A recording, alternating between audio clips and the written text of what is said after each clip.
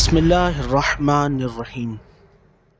تمام تعریفیں اللہ تعالیٰ کے لیے اور کروڑوں درود و سلام حضور اکرم صلی اللہ تعالیٰ علیہ وسلم پر۔ ناظرین، حضرت عیسیٰ علیہ السلام کے والدہ ماجدہ حضرت مریم رضی اللہ تعالیٰ عنہ کے والد کا نام عمران اور ماں کا نام حنا تھا۔ جب بی بی مریم اپنی ماں کے شکم میں تھیں، اس وقت ان کی ماں نے یہ منت مان لی تھی کہ جو بچہ پیدا ہوگا میں اس کو بیت المقدس کی خدمت کے لیے آزاد کر دوں گی۔ چنانچہ جب حضرت مریم پیدا ہوئیں تو ان کی والدہ ان کو بیت المقدس میں لے کر گئیں۔ اس وقت بیت المقدس کے تمام عالموں اور عابدوں کے امام حضرت زکریا علیہ السلام تھے، جو حضرت مریم کے خالو تھے۔ حضرت زکریا علیہ السلام نے حضرت مریم رضی اللہ تعالیٰ عنہا کو اپنی کفالت اور پرورش میں لے لیا اور بیت المقدس کے بالائی منزل میں تمام منزلوں سے الگ ایک محراب بنا کر حضرت مریم رضی اللہ تعالیٰ عنہا کو اس محراب میں ٹھہرایا۔ چنانچہ حضرت مریم رضی اللہ تعالیٰ عنہ اس محراب میں اکیلی خدا کی عبادت میں مصروف رہنے لگی، اور حضرت زکریا علیہ السلام صبح و شام محراب میں ان کی خیر گیری اور خورد و نوش کا انتظام کرنے کے لیے آتے جاتے رہے۔ چند ہی دنوں میں حضرت مریم رضی اللہ تعالیٰ عنہ کی محراب کے اندر یہ کرامت نمودار ہوئی کہ جب حضرت زکریا علیہ السلام محراب میں جاتے تو وہاں جاڑوں کے پھل گرمی میں اور گرمی کے پھل جاڑوں میں پاتے۔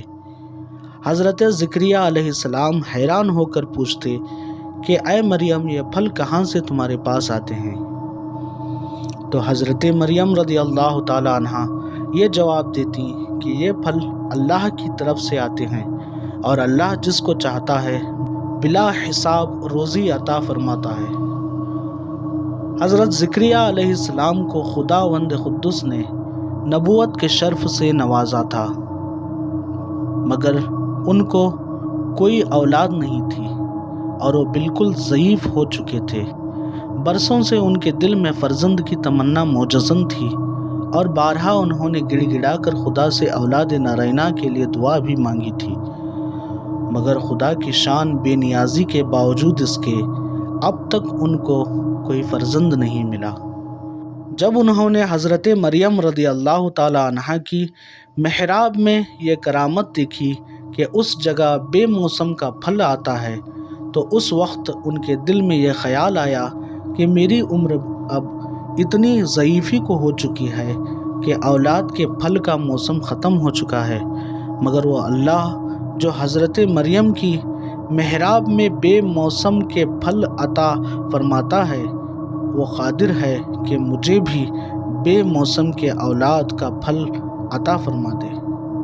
چنانچہ آپ نے محراب مریم میں دعا مانگی اور آپ کی دعا مقبول ہو گئی، اور اللہ تعالیٰ نے بڑھاپے میں آپ کو ایک فرزند عطا فرمایا، جن کا نام خود خداوند عالم نے یحییٰ رکھا، اور اللہ تعالیٰ نے ان کو نبوت کا شرف بھی عطا فرمایا۔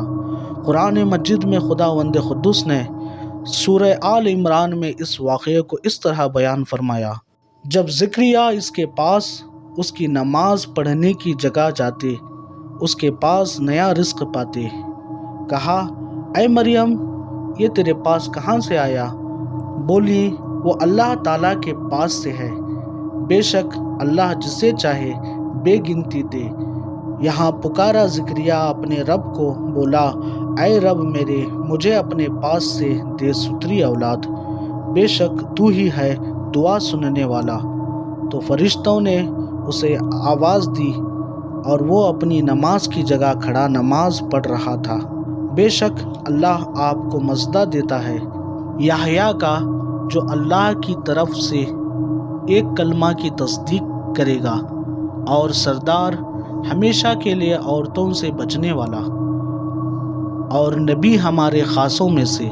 ناظرین، واقعہ مذکورہ سے معلوم ہوا کہ حضرت مریم رضی اللہ تعالی عنہ صاحب کرامت اور مرتبہ ولایت پر فائز ہیں، کیونکہ خدا کی طرف سے ان کی محراب میں پھل آتے تھے، اور وہ بھی جاڑوں کے پھل گرمی میں اور گرمی کے پھل جھاڑوں میں۔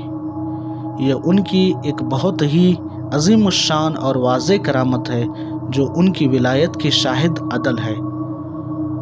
اور اللہ والے اور اللہ والیاں جس جگہ عبادت کریں وہ جگہ اس قدر مقدس ہوتی ہے کہ وہاں رحمت خداوندی عز و جل کا نزول ہوتا ہے اور وہاں پر دعائیں مقبول ہوا کرتی ہیں، جیسا کہ حضرت زکریہ علیہ السلام کی دعا محراب مریم میں مقبول ہوئی، حالانکہ وہ اس سے پہلے بیت المقدس میں بار بار دعا مانگ چکے تھے مگر ان کی مراد پوری نہیں ہوئی تھی۔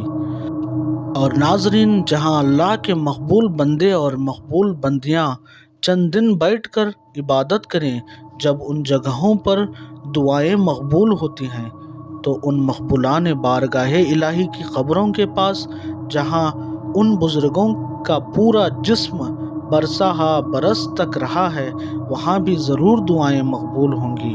چنانچہ حضرت امام شافعی رحمۃ اللہ تعالی علیہ کا بیان ہے، جب کسی مسئلے کا حل میرے لیے مشکل ہو جاتا تھا تو میں بغداد جا کر حضرت امام اعظم ابو حنیفہ رضی اللہ تعالیٰ عنہ کی قبر مبارک کے پاس بیٹھ کر اپنے اور خدا کے درمیان امام اعظم رضی اللہ تعالیٰ عنہ کی مبارک قبر کو وسیلہ بنا کر دعا مانگتا تھا تو میری مراد بر آتی اور مسئلہ حل ہو جایا کرتا تھا۔